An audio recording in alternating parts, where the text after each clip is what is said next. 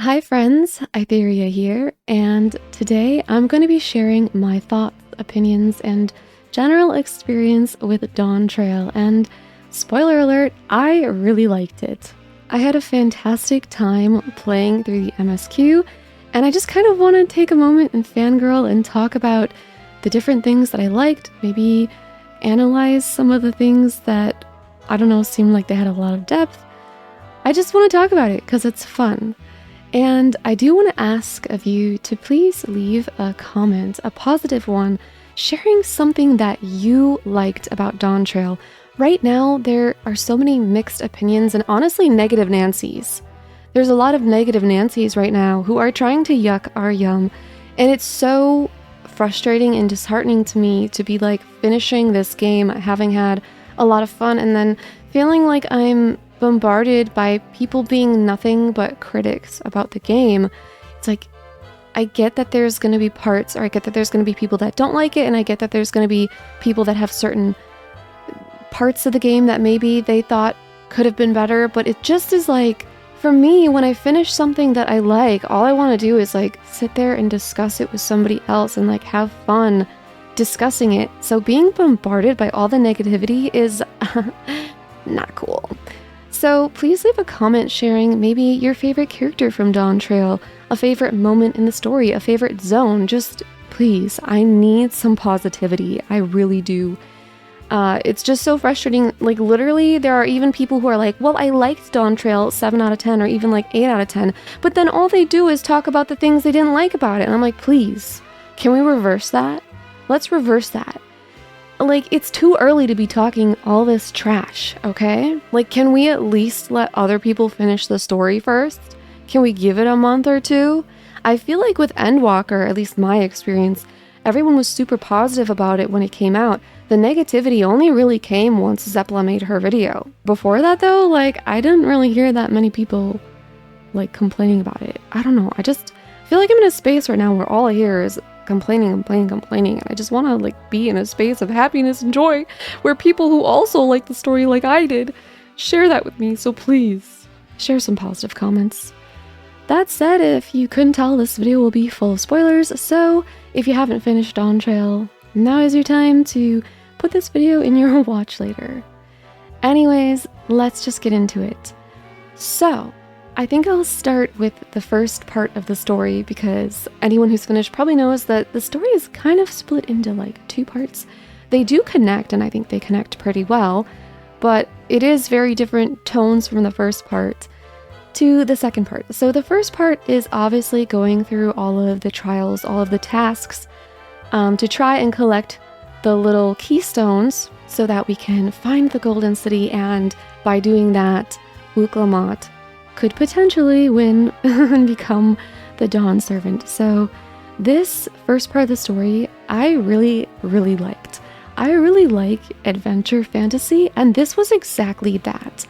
I also honestly really enjoyed the lore building. Like, I never really considered myself like a lore head or anything. Like, I was never the person that was doing all of the side quests in a zone to get the lore, but having it be part of the MSQ and like intertwined with this underdog story really worked for me. I really enjoyed learning about the different cultures that lived in Tyrol, and yeah, I just found it really fun. I also am a sucker for an underdog story, if I'm being honest, and I think the reason for that is that I see myself as an underdog. So I basically immediately fell in love with Wuk-Lamat because I feel like I relate with her. And I will say Wuk-Lamat is a much more generous person than I am, because some of the people that she is like compassionate and open-hearted with, I don't know that I would be capable of the same, but I do find her to be a really inspiring character as well. Like, honestly, the message of the first part of the story is something that made me feel like I could be better, like I can do better. I do try to be a compassionate person. I do try to think about putting myself in others' shoes and trying to imagine what their life might be like and how I should live my life so that I'm not like further hurting those kinds of people. I would say that it kind of sways my political views and how I vote, and like just thinking about how I can live my life without hurting others or making their lives worse, and having compassion for them by imagining myself in their shoes. Like I do that, but then the thing with Wook Lamont is that she doesn't let like animosity necessarily get in her way of trying to understand people. Instead of like immediately taking that animosity to heart, she tries to understand why. Like, why are these people being combative towards me? What is causing them to be this way? And she tries to figure that out, just as she does with the Mamulja and with that one, I was going to call it like a sect, but that one group of the Yokhui, the giants, that apparently want to continue conquering and don't really agree with the other Yokhui who want to continue in peace.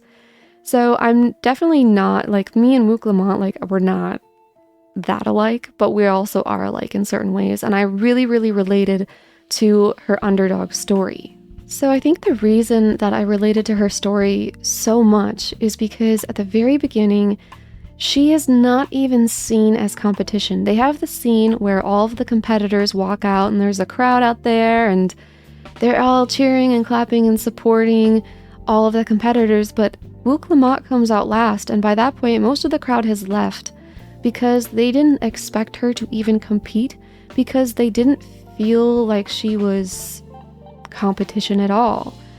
They didn't really feel like she was worthy, I guess. They were like, what's she gonna do versus all these people who are smarter and stronger than her? That's kind of the way that they seem to view it.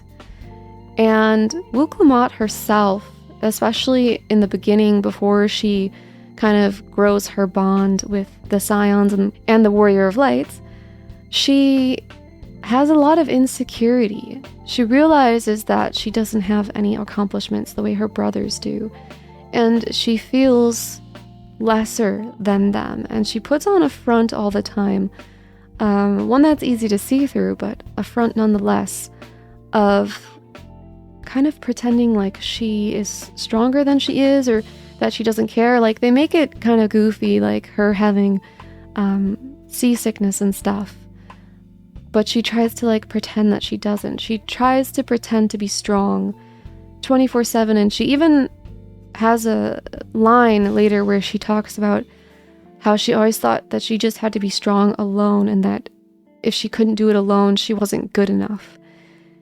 And so her entire backstory with that insecurity hit me so hard. It felt like I was watching myself a little bit, to be honest, to the point where I even said to my friend, he was a little bit ahead of me in the story, so I could talk to him about it.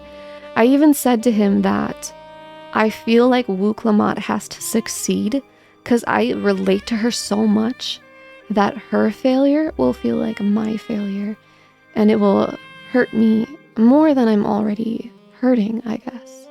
A lot of you probably don't know this because I'm kind of just a girl who makes guides or whatever random videos about Final Fantasy XIV on the internet, but I suffer quite greatly from insecurity and from feeling like I'm not good enough.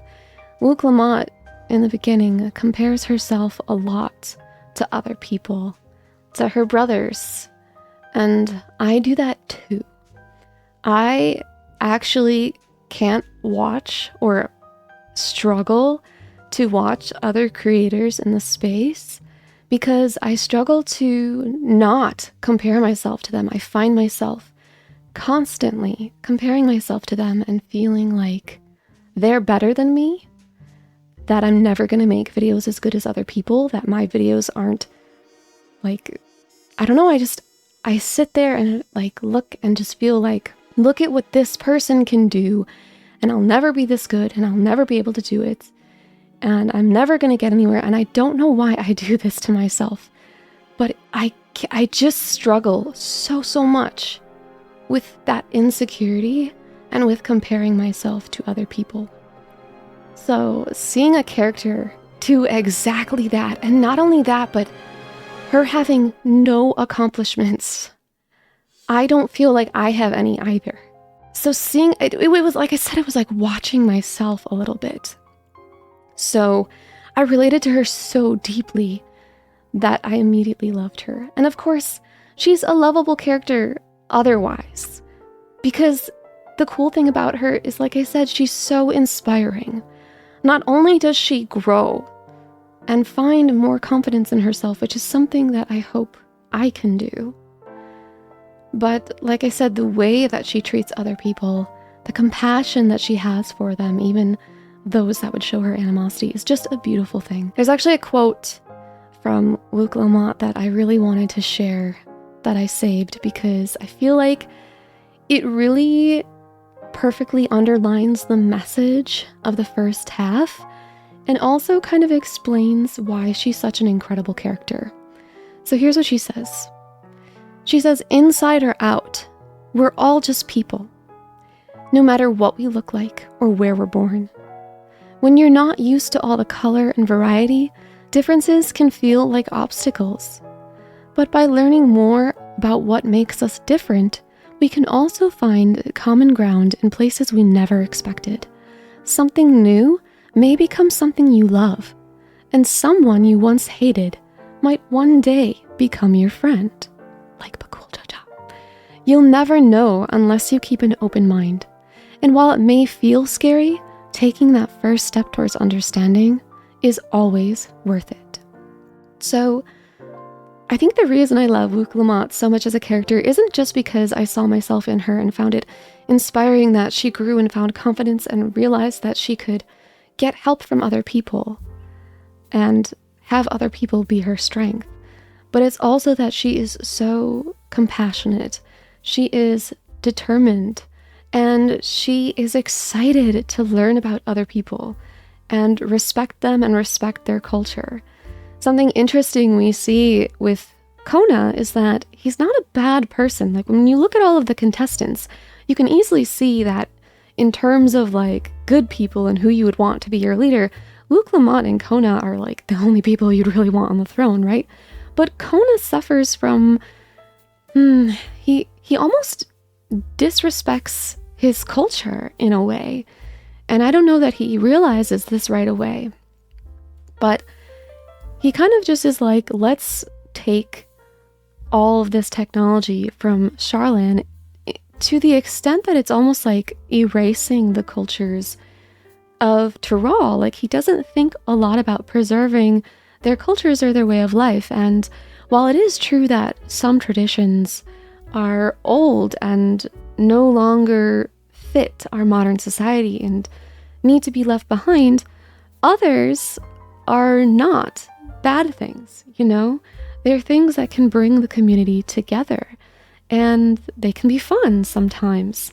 They can have like worth to a community and a culture, and they make that culture unique.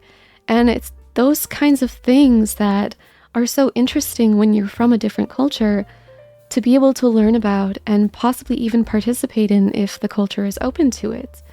So he doesn't really understand that, but Luc Lamont does. I just think the beautiful thing about her just is how open she is, how open-minded she is, and how she is like willing to learn.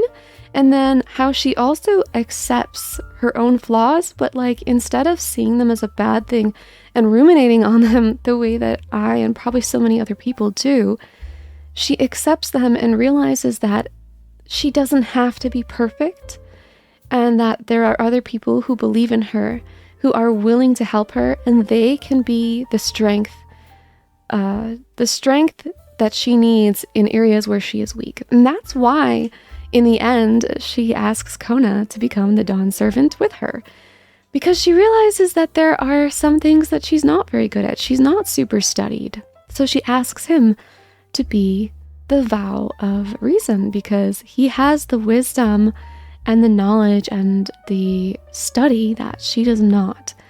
It's just such a beautiful story, guys. Like, I honestly can't understand how anybody doesn't like the first part. Like, it's so beautiful. It's just like, it was so, to me, it was so fun to play. For one, like, I liked discovering all of the different cultures.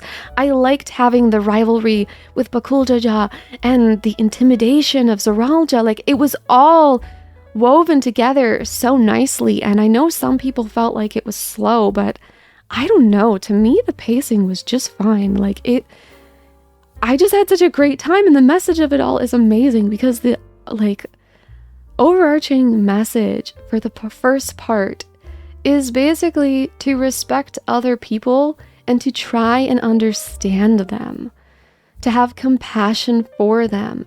It's literally like that quote I read earlier. It's all about, like I said, understanding them, not being racist, inside or out. We're all just people, no matter what we look like or where we're born, you know?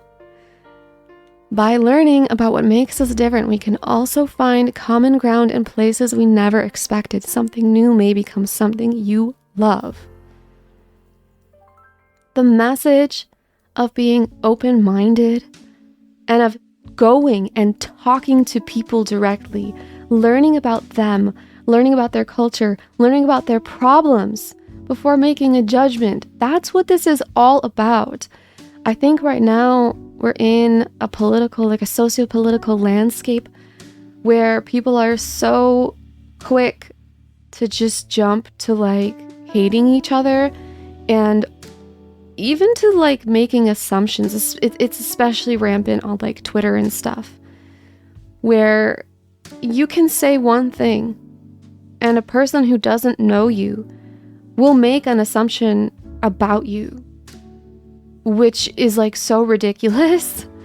Like, obviously there is some stuff you could say that's like blatantly like, okay, you're obviously a bigot or something. But like, for a while there was like this trend of finding a public figure and digging up something they did or said 10 years ago.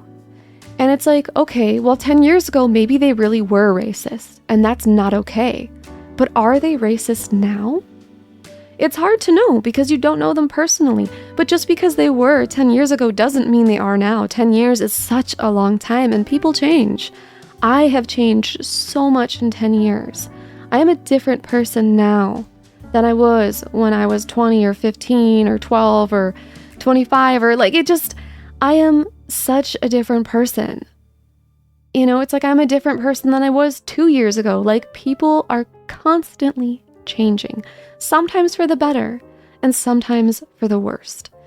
So I think this message of saying like, let's extend the olive branch, let's try to get to know each other, see if we can find compromise, like, it's such an important message.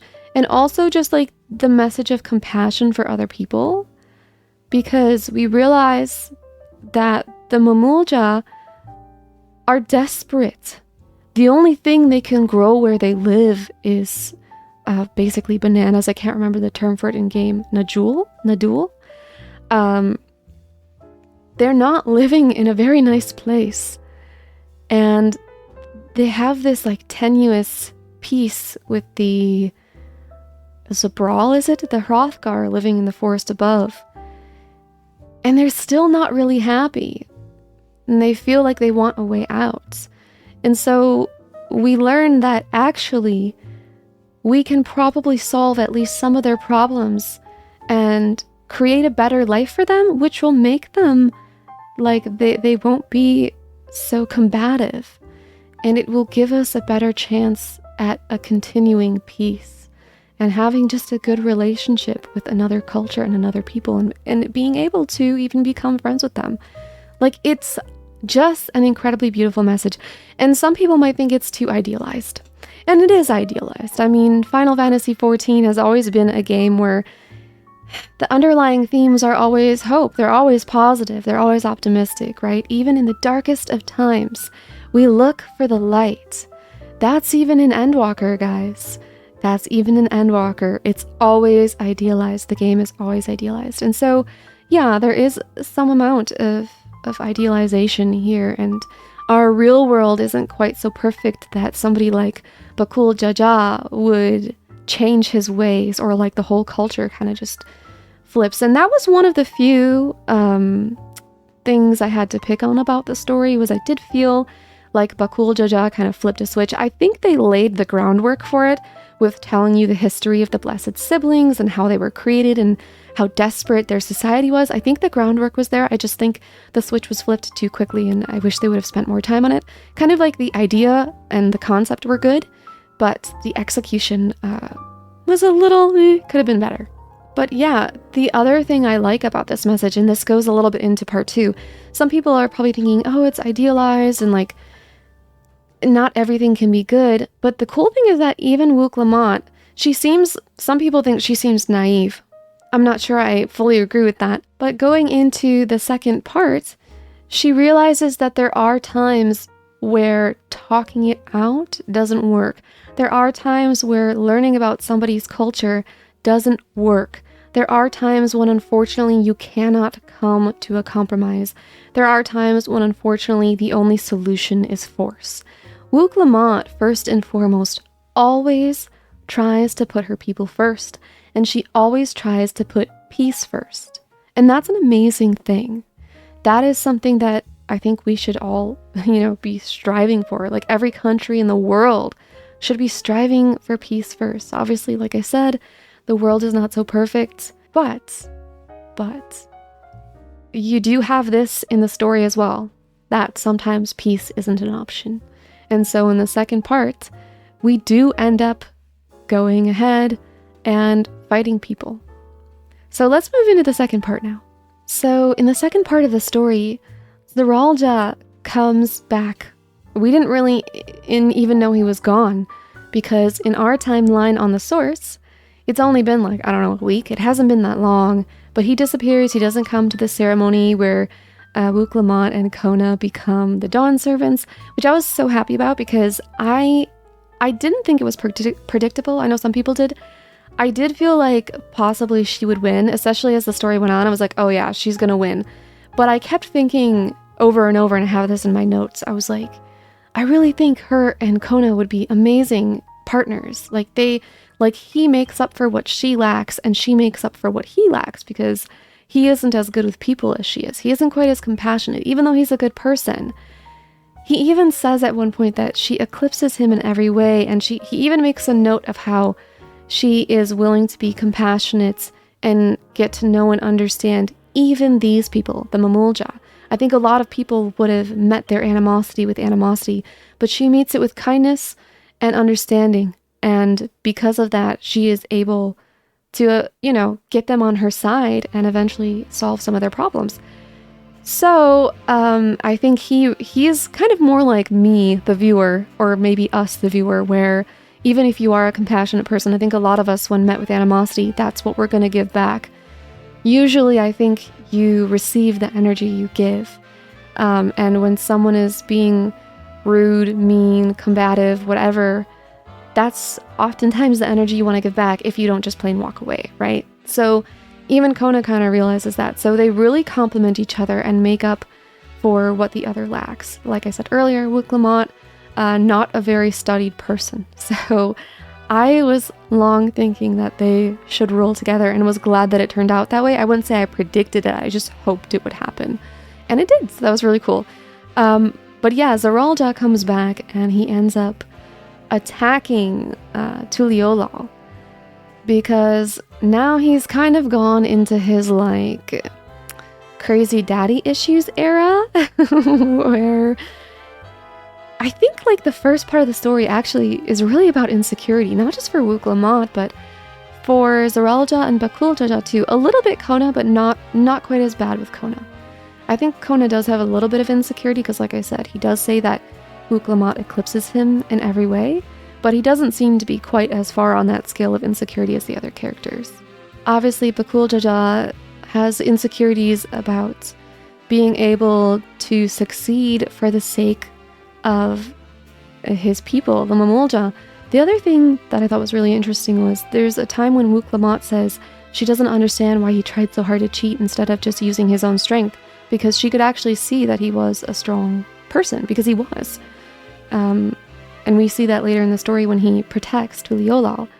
But yeah, he actually was very strong physically and stuff, and she felt like he probably could succeed if he just believed in himself. But when he goes back and gets admonished by his father. You can kind of see how maybe he was treated throughout his life. Not only was he revered by the people, the other Mamulja, but also he had a lot of weight on his shoulders, a lot of pressure probably from his father, and it sounds like his dad initially didn't treat him very well because he was also desperate for change and felt that Bakul Jaja was the way out.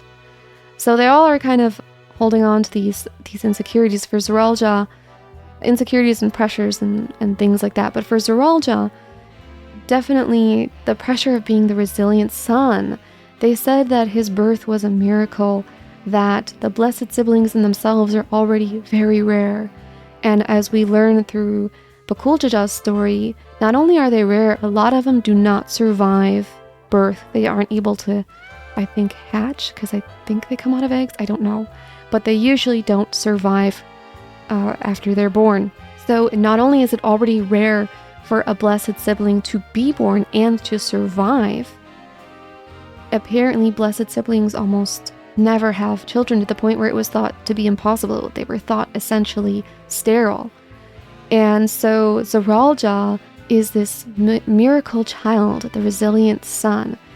And so there's the weight of expectation on him from people around him, but also this weight that he puts on himself, where he feels like he needs to be better than other people. He needs to be better than his siblings, but more than anything, he wants to surpass his father. And I think that could be because of the pressure of being this resilient son, where, okay, the blessed sibling is already a blessed sibling, right? So if you're a miracle, then you also need to be strong, and you're a miracle from a blessed sibling, so shouldn't you be stronger? It's a whole thing where I think there's a lot going on in his head. And he also felt like, because he was the blood relation to Gulul Jaja, that he seemed to feel like he deserved the throne more than anyone else. That, and because he was strong, and he puts a lot of, what is the word I'm looking for?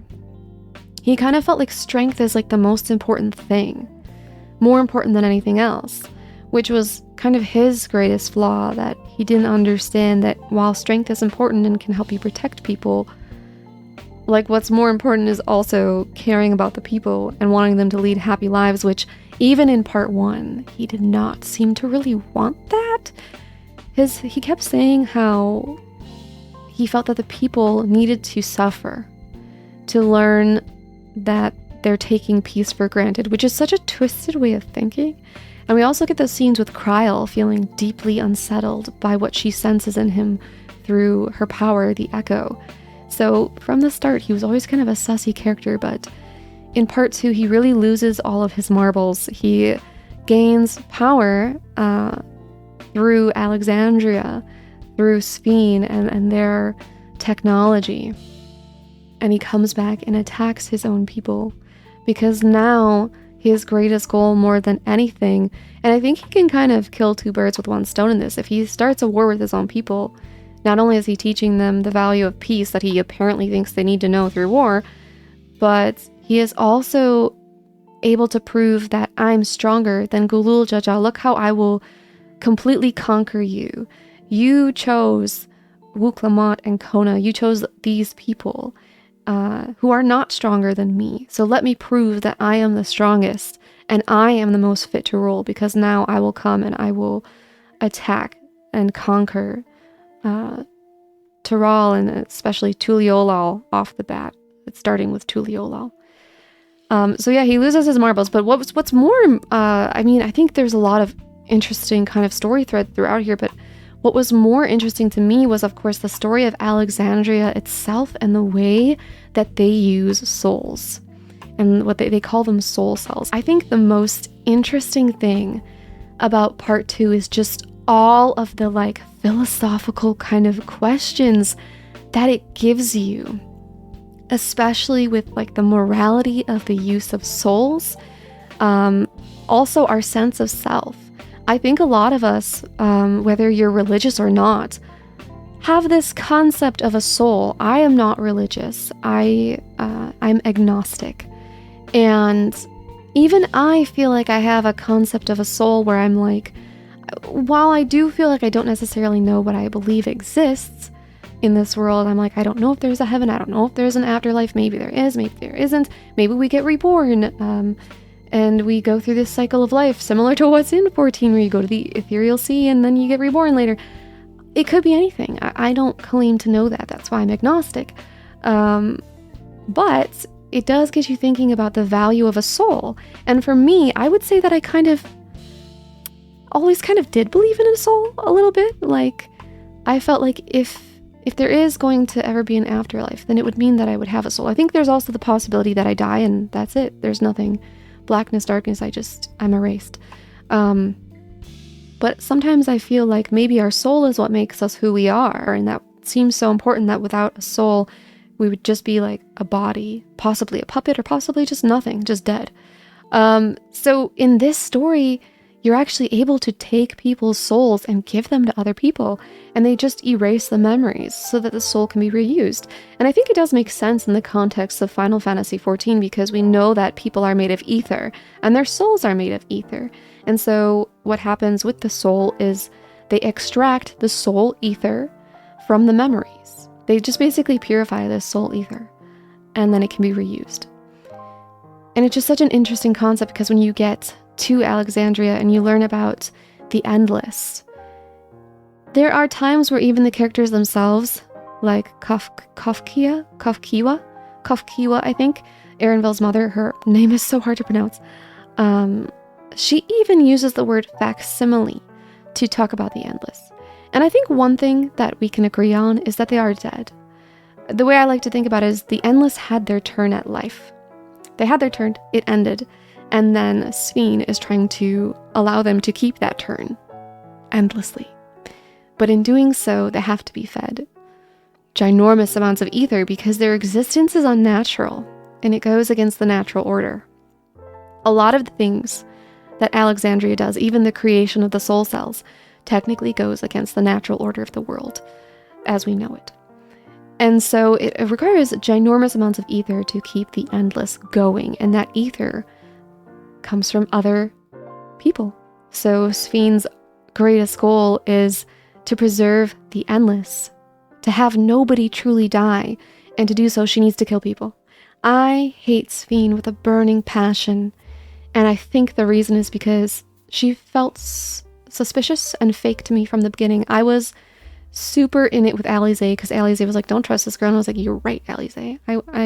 Wooklamont was so positive about it, and I was like, girl, I get it, that's who you are, but like, we also, let's take Alize. I mean, even Wooklamont didn't fully trust Sphene. That's the thing, I think a lot of people are like, oh, Wooklamont, blah, blah, blah, like, she's too positive, too trusting, but like, even though she was positive and she extended that olive branch, she wanted to get to know Sphene, she wanted to get to know the people before making any judgments, she never truly trusted Sphene. That is kind of shown throughout the story, and even Sphene would say, oh, you don't trust me? And it's like, yeah, we don't trust you. So, I mean, even Wooklamont definitely had her misgivings about it, but I think what Wooklamont understood was that Sphene did love her people, and so she wanted to be able to come to a compromise, but it wasn't possible. But anyway, there's so many, like, philosophical questions that you can come to with this idea of the Endless, which they don't have souls anymore because their souls were taken and made into soul cells because they died. And the story says that you can use soul cells, right? You can kind of use them for as long as you're youthful, and you can use that to avoid accidents. But once you're up in age, it comes to a point where even the soul cells won't save you. You're going to die. And that's when you get turned into an Endless. So they don't even have souls. They don't have bodies. They don't have souls. I think they're basically just ether with memories, I would assume. So this gets you thinking about, like, what makes a person, like, real or valid? Because we call them facsimiles, but they are basically the same as the person as you knew them, unless they are missing certain memories, like we see with Otis. To me, I want to call them like copies of people, but then it's like, are they true copies? Because the memories that are there are memories from their original soul in most cases, right?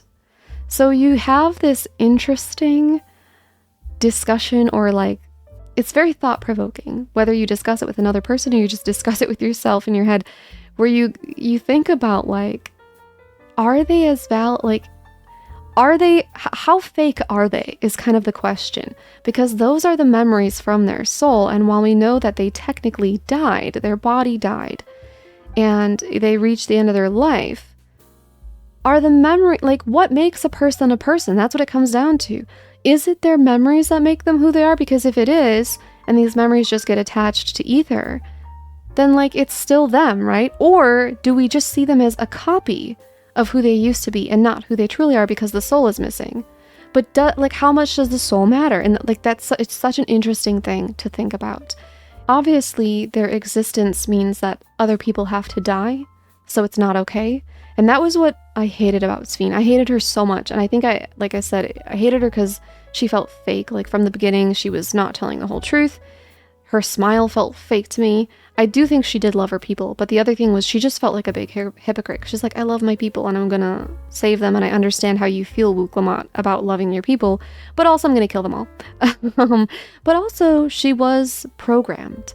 One thing about her in particular is it is stated by, again, I think Kafkiwa says it, that when the scientists created her, and she was like one of the first Endless to be created, it's from the sounds of it, they also programmed her to, first and foremost, save her people and save the Endless. But it's such an interesting expansion. I feel like there's so many questions that can be asked when you get into the second part especially. Like, the first part has the most beautiful message, and it does continue into the second part because Wuklamot treats Sphene and Alexandria the way that she did, the way that she learned how to do through all the trials. Or she already was compassionate, but she kind of learned lessons about how helping people and understanding people and getting to know them can help come to a compromise, a solution instead of war. But this is the part where she realizes that they do have to go to war because there is no compromise. Another thing that I found really interesting about this was, after everything is said and done, we defeat Sphene and stuff. It is said that Alexandria will continue as normal, which means that people would continue with the soul cell system. But I feel like that system, just as Grahatia said about the Endless, he said it was inevitable that, he said that Sphene was prolonging the inevitable, that eventually they would run out of ether and they would end. But one thing that I think about the soul cells is I think they're a finite resource. Especially after Zoralja used a bunch of them, I feel like there's still some questions about soul cells and how they work. Like, when they use a soul cell and they die, does that ether then go back to the ethereal sea? Because they have all these soul cells, right? And I feel like once they die and a soul cell is like replaced with another one, I feel like the one that died would get released back into the ethereal sea. There's no confirmation on that, I think, in the game. I don't think, but I feel like that must be what happens. So to me, if you're not living your life super carefully because you have these soul cells, you don't have to worry so much about it. You're gonna use like one person is gonna possibly use like a handful or like multiple soul cells, right? So I'm just like, how can this keep going? It feels like a finite resource. And initially they had tons of souls because a lot of people died in war over Electrope, and also because of the storms, the lightning element that came and charged up the reflection. So there was a lot of people that died and they preserved their souls, from what I understand. And like every time somebody died, they would preserve that soul and be able to use it as a soul cell. But it still feels like a finite resource because people would have to die faster than people survive. Like, there'd have to be like a lot of people dying that you could like save their soul cells versus people living, you know what I'm saying? Like, the rate of death would have to like outdo the rate of life, but then it kind of doesn't because they're using soul cells not to die. So I feel like it's a finite resource, especially now that whatever they had on reserve, Zoralja like used so many of them to power up into what we see in the trial. And like, we literally go through that room, there's a cutscene of it, where we see all of the little blocks holding the soul cells, and most of them, the majority of them, are empty because they were all getting sent to Zoralja. So I feel like, and we might see this in the patches, I feel like they're gonna have to learn to live without the soul cells. I feel like, because there's also that moral quandary of like if you lived in this society and you died, I feel like you can kind of compare it to organ donation, but like, would you feel comfortable giving someone your soul and being like, yeah, you can use it so you don't die? Maybe if it was a loved one, you would, But it's one of those things where, like, if you're living in Tyrol and this is not part of your culture, and that this dome thing is here to stay, right? Like, the realities have been fused, so it's not going anywhere. Like, all the people from Alexandria and that piece of Alexandria, that's here to stay. And they want to continue living this lifestyle that they know. So other people in Tyrol are probably like, would they be okay with it? Like, would they be like, hey, yeah, you can have my soul? I feel like a lot of them wouldn't be. And I feel like it would have to be an elective thing, where it'd be like, if you're okay with it, we'll take your soul when you die. And if you're not, we won't. But I still feel like eventually they're going to run out, especially since Zoraljah greatly depleted the amount of soul cells that they had. So I think I'm feeling like maybe in the patches, it's going to show how these people have to get used to not using soul cells anymore. But then at the same time, it's hinted at that the raid series is going to be Arcadian, and that's going to use, because they hinted that this is like a fight thing, kind of like wrestling matches or something, or like gladiator, like that kind of thing. Like, it's like a fight thing. And it's hinted that they use beast souls and stuff, and that they use beast souls and soul cells so they actually can fight to the death. But I'm like, how can that continue? The soul cells, in my opinion, seem like a finite resource. I don't know. We're going to find out probably in the patches, I hope. Okay, and one last thing I want to talk about, because this is super, super long, I hope you like podcasts, is the tradition of erasing people's memories. I actually felt like some of what they do in Alexandria is kind of cruel. Because for me, as painful as it is to lose someone I love, or like a pet that I love, I would never want to forget them. Nothing feels crueler to me. I would never want to forget them. How could I be okay with that? So to me, that system feels a little cruel.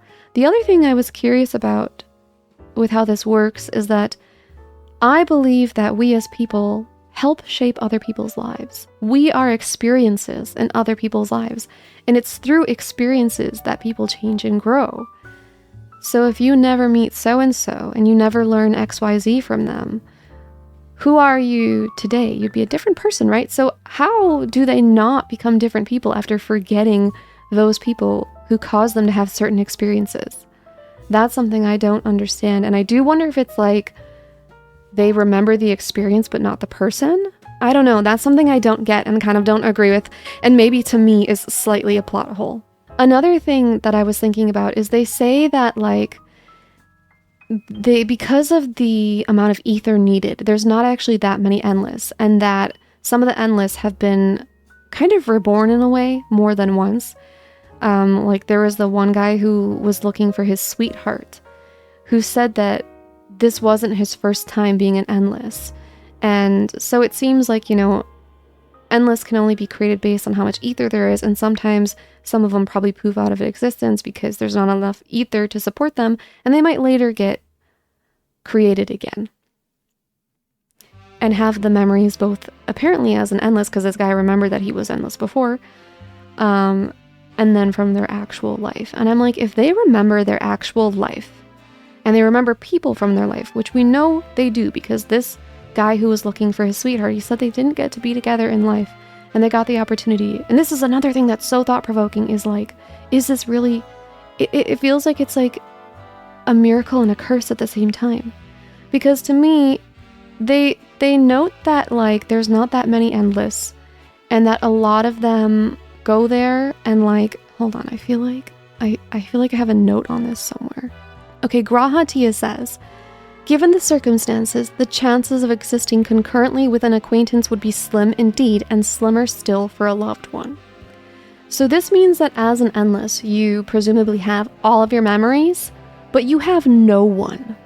Because the people in the real world that are still alive, not the real world, but I guess the source now, but the people that are still alive don't remember you. And the people that are dead may not become an endless like you have, or it may take a long time. You might never see them again. You might be alone there in this world. And obviously you could try to make new friends with other endless and stuff. And then Kafkiwa, I can't say her name, Kafkiwa does say that there are times when they purposely create endless that know each other. especially ones that have unfulfilled longings, so that they can fulfill them as endless. But it just to me seems like this system that might be kind of sad, because imagine like look at Namika. Like, she's running around looking for baby Wuklamot, and she's kind of like a little bit hysterical. Like I said, it's a blessing and a curse, because on the one hand, we get to see Namika again. We get to see Kafkiwa. We get to see Kryle's parents. We get to have those experiences, and that one endless man gets to have the experience with his lover that he never got to have in life. So in this way, it is a miracle and a blessing. But then in other ways, it's a curse, because like I said, if you're endless, nobody on Earth remembers you, or on the source.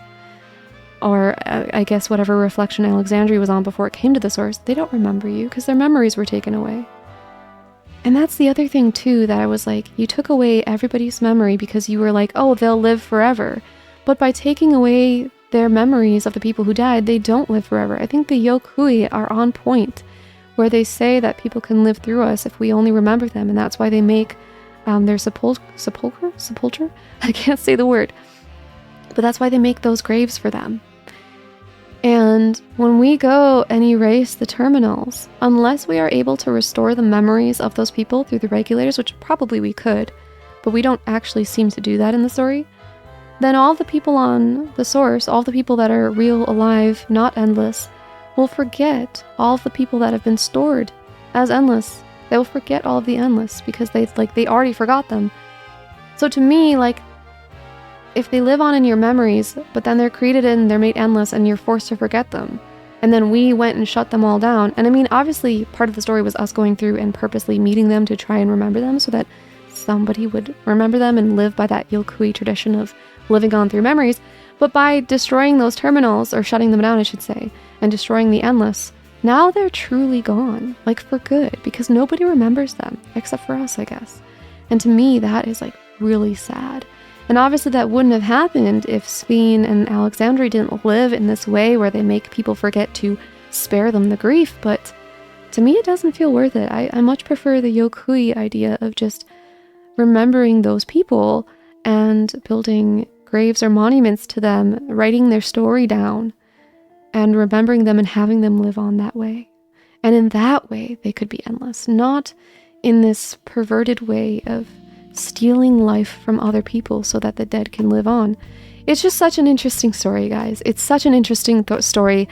I think Dawntrail was incredible. I can't really rate it versus the other expansions because frankly I don't remember the expansions that well. That's why I started replaying one on an alt, and I only got past ARR, so it'll be a while, but this is still one of my favorite expansions. Like, it was incredible. The first part has an amazing message. We've created amazing, interesting characters like Wuklamot. The second part it was so intense, it was so dark, and I cried so much. I cried just as much as I did in Endwalker, if not more. Oh my god, I was hurt left and right. When Gulul Jaja gets killed, I cried. When Namika dies the first time, I cried. When we see her as an endless, I cried again. When Erenville's mother died, I cried. I cried and I cried and I cried. The second part of the story is so intense and darker, and it really gets you going. It's like the first part of the story has this beautiful message and is really just fun and happy and like chill, and like it was just, for me, it was a great time to go through, to learn and to enjoy that beautiful message, to enjoy Wuklamot, to enjoy relating to her, to enjoy being inspired by her and seeing her change and giving me that inspiration that maybe I too can change. And maybe I can become better both in gaining more confidence and both in trying to be more understanding of people than I already am, in trying to meet animosity with understanding. If I can do that, it will be hard, but she inspires me to try. So the first part was just so beautiful, but the second part is so thought-provoking and interesting to think about and discuss with others, and discuss the morality, discuss what life means, and all these things. It was just an amazing expansion, and I can't understand really why people dislike it. And they're wrong. You know what? If you don't like Wuklamot, you're wrong. You guys are all wrong. Don't talk to me. So I think that's all I'm gonna say for it. I know I've talked for so long, but I hope you guys enjoyed listening to this. Maybe you put it on like a little bit of a podcast. I'd love to hear your thoughts about the expansion. Remember, please leave something positive, because I know there's gonna be some negative Nancy's in the comments being rude about Dawntrail, but I hope you can leave something positive for me. maybe your own thoughts about some of the things I've said about the soul cells or whatever it may be. I would love to hear it. It's so fun to discuss an expansion, especially this one. And with that said, thank you so much for watching. Please consider leaving a sacrifice to Lord Algorithm in the form of a like, comment, share, or subscribe. And once again, thank you so much to my channel members for supporting me. And that's all from me for now. Bye!